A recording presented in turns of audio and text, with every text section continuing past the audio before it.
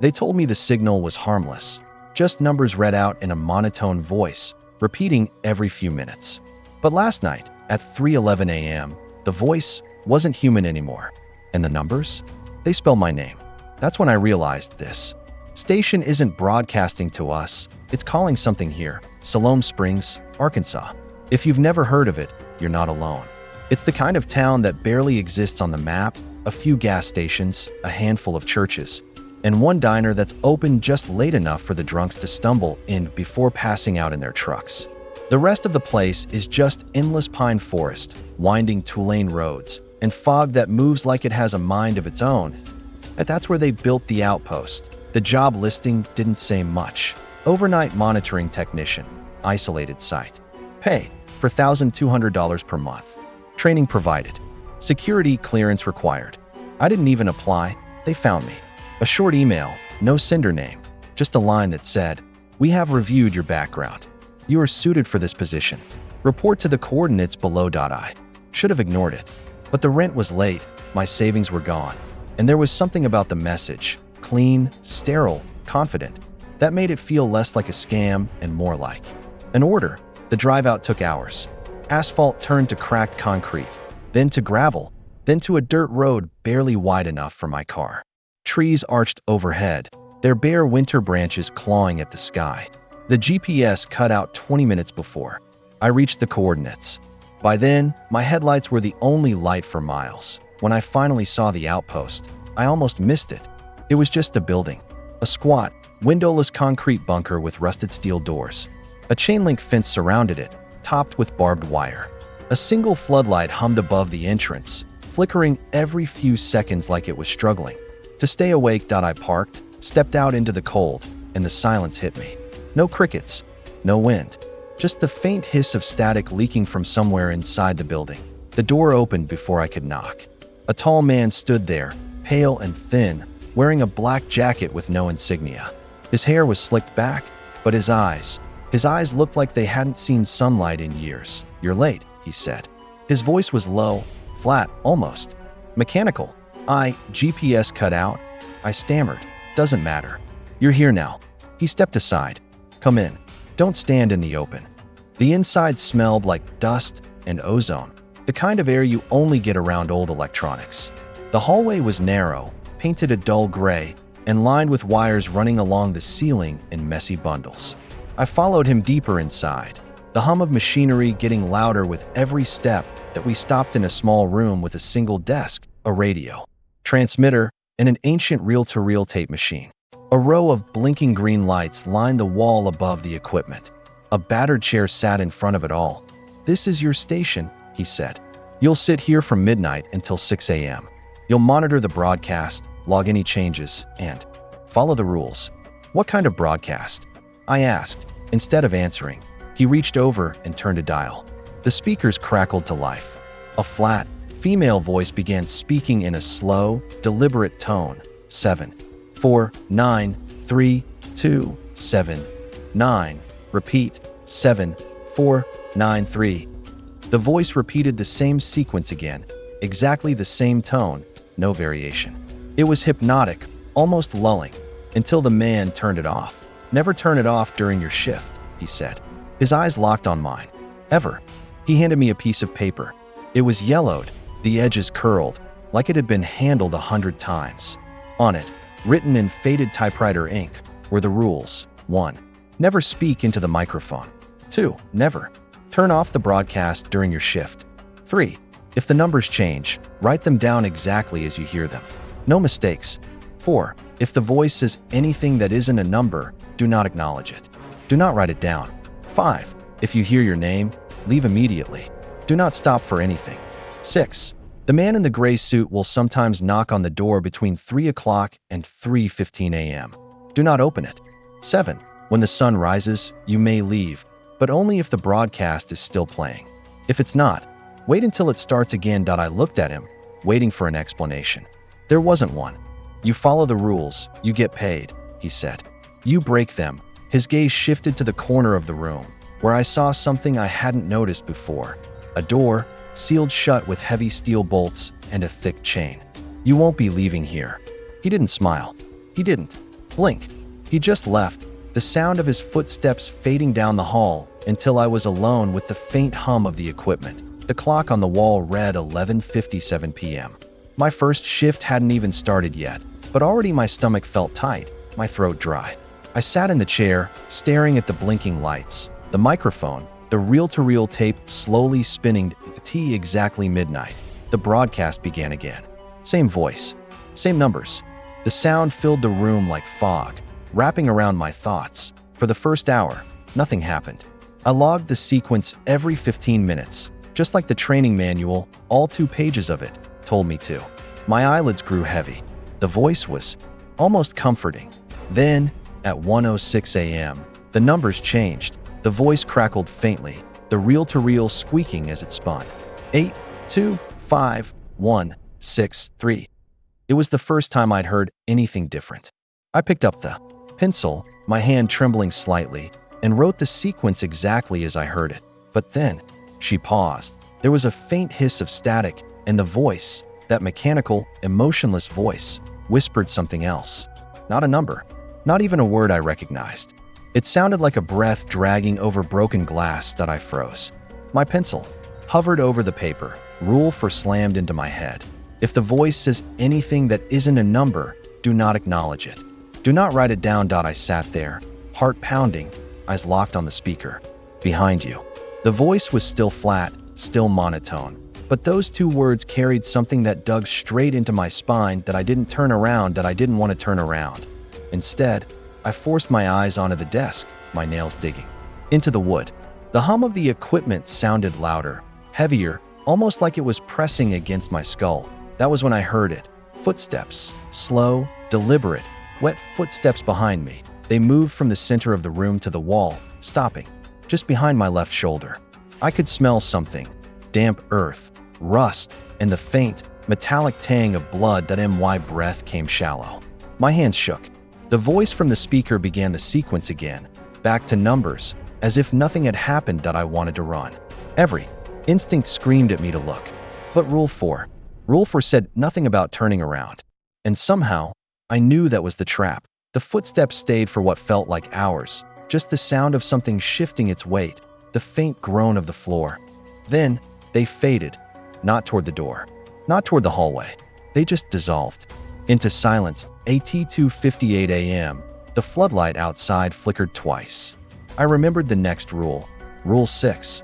The man in the gray suit will sometimes knock on the door between 3 o'clock and 3:15 a.m.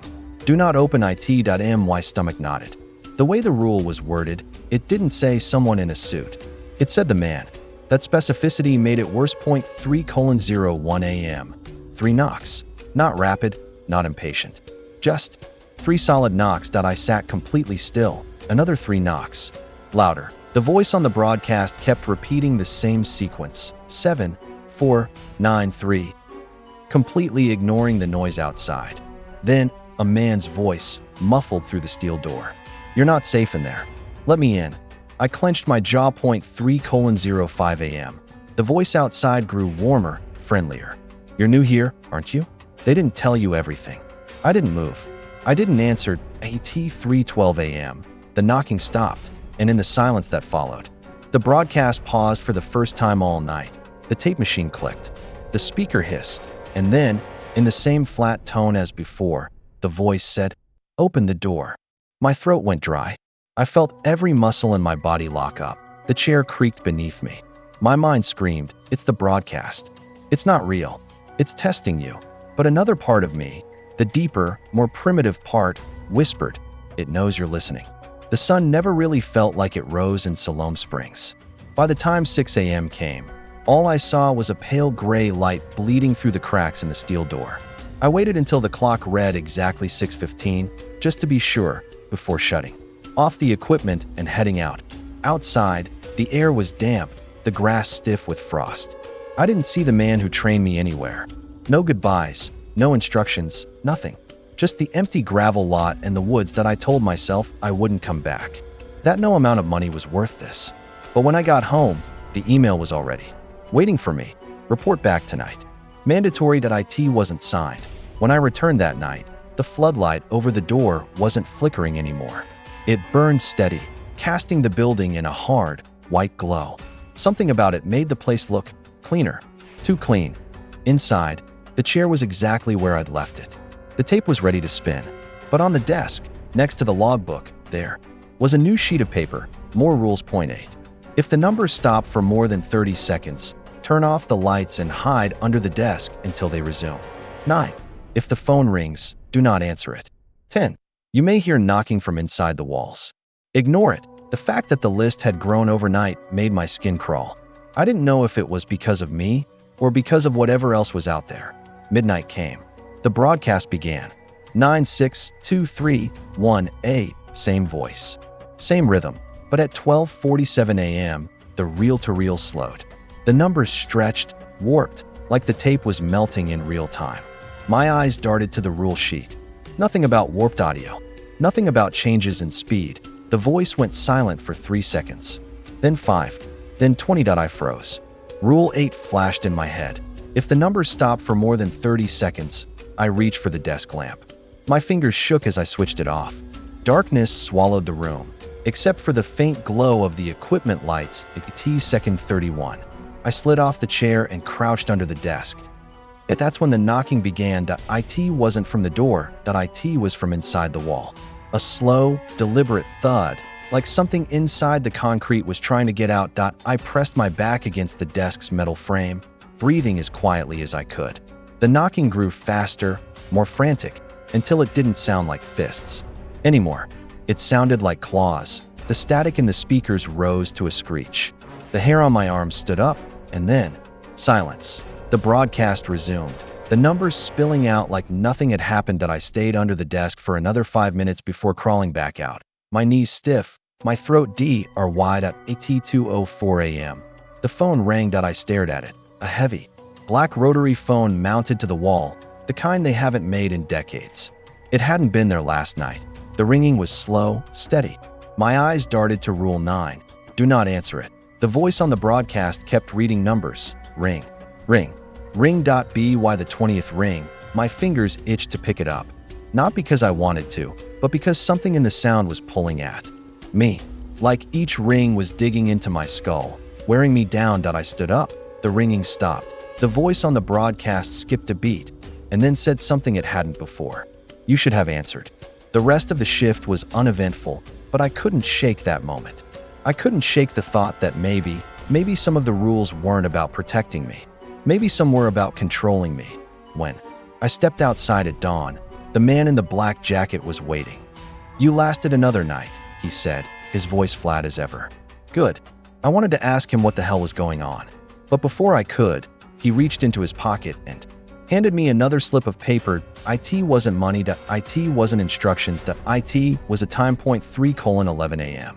The third night started like the others. Cold air, the hum of the floodlight, and that faint static leaking from inside the bunker before I even touched the equipment. But I couldn't stop staring at the slip of paper in my jacket pocket. 3:11 a.m. No instructions. No explanation. Just the time. Inside, nothing had changed. Same chair. Same desk. Same tape machine.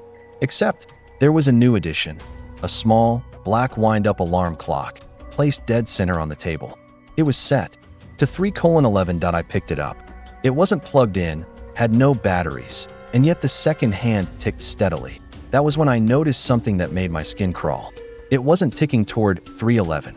It was ticking backward. I sat down, the paper with the rules at my left, the clock at my right.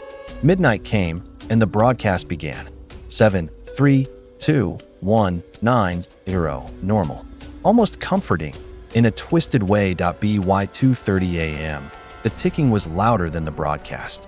By 2:55, it felt like it was inside my skull. Then, as the clock's minute hand slid toward the top, I realized my heart was beating in time with it. 3:11 a.m. The clock stopped. The broadcast stopped. The entire outpost went silent.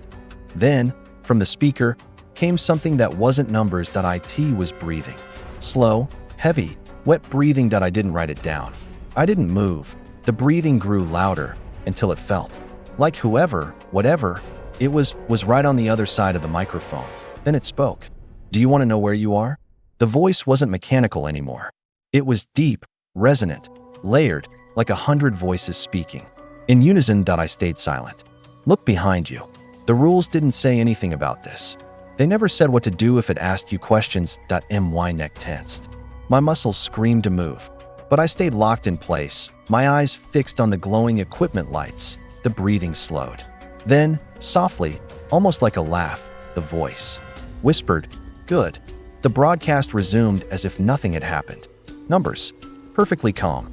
Perfectly normal. But the smell hit me. Damp earth, rust, and that faint metallic tang I'd noticed on my first night. Only this time, it was stronger. It wasn't coming from the walls. It was coming from under the floor. At 4:02 a.m., the first knock came. Not from the door. Not from the walls. From under the desk. I jerked my legs back, my chair scraping against the concrete. The knocking was slow, deliberate, and it was moving, crawling from one end of the desk to the other, like something dragging itself just beneath the surface. Then, I heard the scraping of nails. The broadcast paused again. 4. The second time that night, the voice changed. "You shouldn't have moved." Every hair on my body stood on end. I was sure that if I bent down, I'd see a hand reaching out from the shadows. Instead, I forced myself to sit still. Completely still. The knocking stopped. The smell faded. The numbers resumed.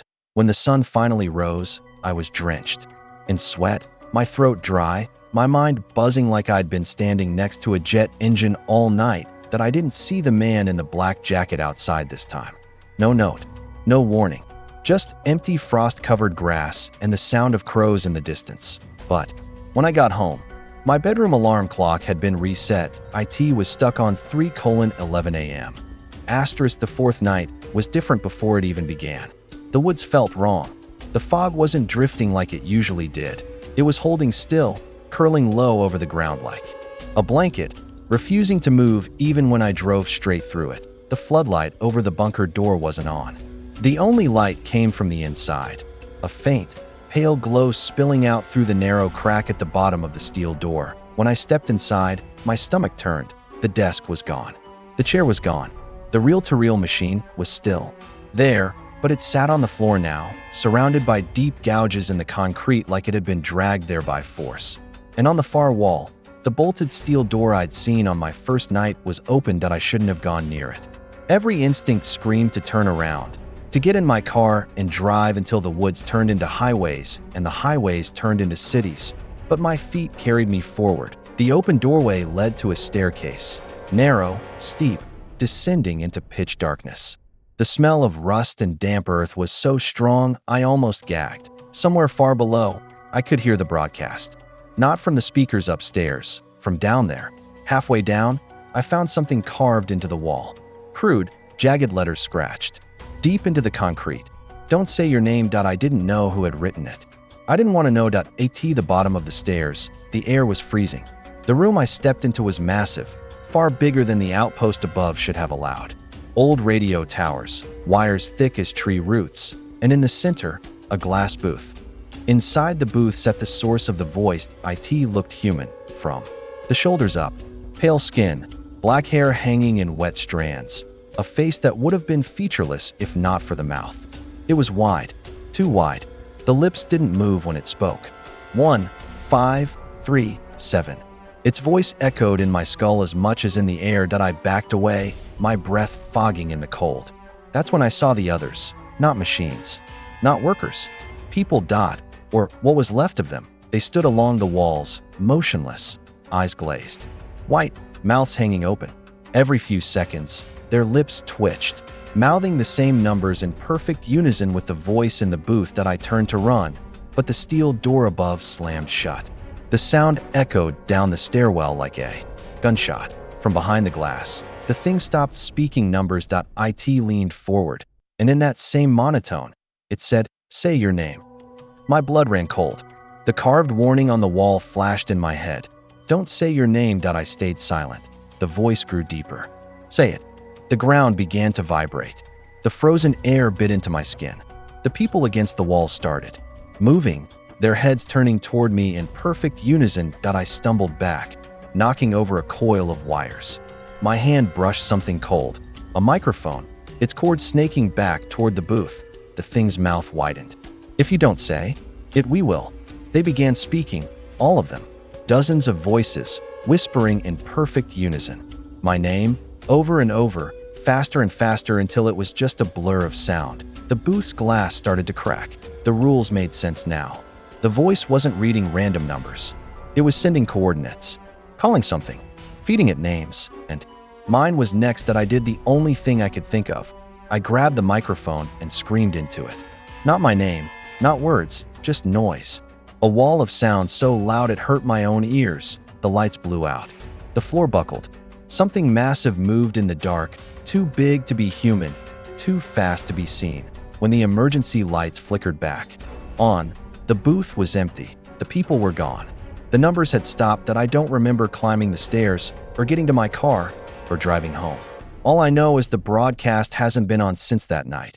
But every morning at exactly 3:11 a.m., my bedroom fills with static, and somewhere inside it, a voice I can't unhear whispers, "We still need your name."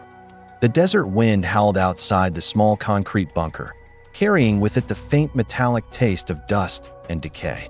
My fingers hovered over the transmitter switches, the dull hum of the old radio equipment vibrating through the metal desk. Like a slow heartbeat, the clock on the wall ticked towards midnight, each second stretching longer than the last, and the fluorescent light above flickered as if it, too, was nervous about what was coming. That I had been at the Siloam Springs Numbers Station for exactly 37 nights. 37 nights of hearing cryptic strings of numbers whispered by a mechanical female voice into the empty airwaves. 37 nights of following the rules that had been scrawled on a yellowing sheet of paper taped to the control board. Rule 1. Never listen to the broadcast for more than 30 seconds. Rule 2. If you hear the voice say your name, cut the power immediately. Rule 3. Never open the door after midnight, no matter who knocks. Rule 4. If the phone rings more than once in a night, leave and never return. I had followed them religiously, obsessively, but lately, it felt like the station had started testing me, twisting the rules, pushing me to break them. Tonight, the rules weren't going to be enough. The call had started with the phone. An old rotary dial phone sat in the far corner of the room, its cord coiled like a sleeping snake. It was only supposed to ring at the start of my shift, a reminder from HQ to stay vigilant. But tonight, the shrill metallic ring cut through the static of the radio at 11:42 p.m. I froze, staring at it. .1 ring. I exhaled, forcing my eyes away. It wasn't midnight yet, and Rule 4 was clear, only if it rang. More than once in a single night did I need to leave. Still, my stomach churned. At 11:47 p.m., it rang again. .2 rings. The hairs on my arms stood straight. Every instinct screamed at me to grab my jacket and get the hell out of there. But something made me stop. The air in the room felt heavier, like the sound of the ringing had soaked into the walls. At 11:53 p.m., it rang a third time. By then, my hands were already trembling. The rules said to leave, but leaving meant crossing the pitch-black desert with nothing but a flashlight. And if the stories I'd overheard on the emergency channel were true, there were things out there in the dark. I made a mistake. I picked it up. The voice, there was no dial tone, just the faint crackle of static. Then, the female voice. Not mechanical this time. Not the pre-recorded monotone that read numbers into the void. This was different, human, wet, breathing in between words. Do you want to know what the numbers mean? The question slid into my ear like a cold blade that I couldn't answer.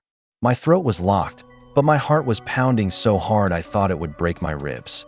"Their coordinates," she continued, the whisper low and trembling. "Not to places, to people." The line popped with a burst of static. Then she said something I'll never forget. "And tonight, they're broadcasting you." The phone went dead. Midnight. The clock hit 12:00. The radio, which had been spitting static all night, suddenly went crystal clear. The woman's voice came through, calm and measured, reading a sequence of numbers. 9, 3, 0, 7, 4. Her cadence was hypnotic, almost soothing, but a tightness grew in my chest. I counted the seconds. 5, 10, 15, then my blood froze. 3, 1, 6, 8. Jacob, my name. I slammed my hand onto the power switch, cutting the transmission. The bunker went silent except for my ragged breathing. That's when I heard it. The knock. The knock, it wasn't frantic. It wasn't aggressive. Just deliberate point, 3 slow knocks on the steel door. Boom, boom, boom. I stood there, staring at it, remembering Rule 3. Never open the door after midnight, no matter who knocks. The knocks came again, followed by a voice. My own voice. Jacob, open the door. It's me. Every muscle in my body went rigid. The voice on the other side was perfect. Same tone, same pitch, even the same small cough I make after speaking too long. You need to see this, it said. They're coming for you if you don't. I backed away slowly, my eyes darting toward the emergency flashlight. And that's when the steel began to bend inward. The breach, the first dent appeared in the center of the door, the metal warping as if something enormous was pressing against it. From the outside, a deep groaning sound filled the bunker. My survival instincts finally kicked in. I grabbed the flashlight, yanked the backup key from under the desk, and sprinted toward the rear maintenance tunnel. The tunnel was pitch black, narrow, and smelled like old oil and dust. My footsteps echoed off the concrete walls. Behind me, the door screamed as it tore free from its hinges. Then came the sound, dozens of voices, all mine, whispering in unison. Jacob, Jacob, Jacob, Jacob, Jacob. The truth, I don't know how long I ran before I found the hatch. It opened into the open desert, the moon hanging low and bloated over the dunes. In the distance, I could see the radio tower, a skeletal black spire with blinking red lights. Except, there were dozens of them, rows upon rows of towers, each pulsing with the same slow, heartbeat-like hum. At the base of each one stood a figure, perfectly still. That I shined the flashlight on the nearest figure and felt my sanity peel away. It was me. Hundreds of me, standing in the moonlight, eyes open but unblinking. They all turned their heads toward me at the same time. The final broadcast, I don't remember running to the tower, but I remember climbing it, my hands numb against the frozen steel. The higher I went, the louder the hum became, until it was no longer a sound but a vibration in my bones. The top was a small platform with a control box. Inside, a single switch labeled override. I didn't think. I flipped it. The hum stopped. Every clone in the desert looked up at the tower and opened their mouths in unison, screaming without sound. The radio in the bunker crackled to life one last time. 0, 0. Jacob, terminated. The clones collapsed like puppets with their strings cut. I climbed down and started walking toward the dark horizon. I didn't look back. I'm writing this from a motel room 3 states away. The TV keeps flickering to static every few minutes. And sometimes I think I hear the numbers again. That if you ever tune into an AM station late at night and hear a voice reading numbers, turn it off immediately, because the next sequence might be you.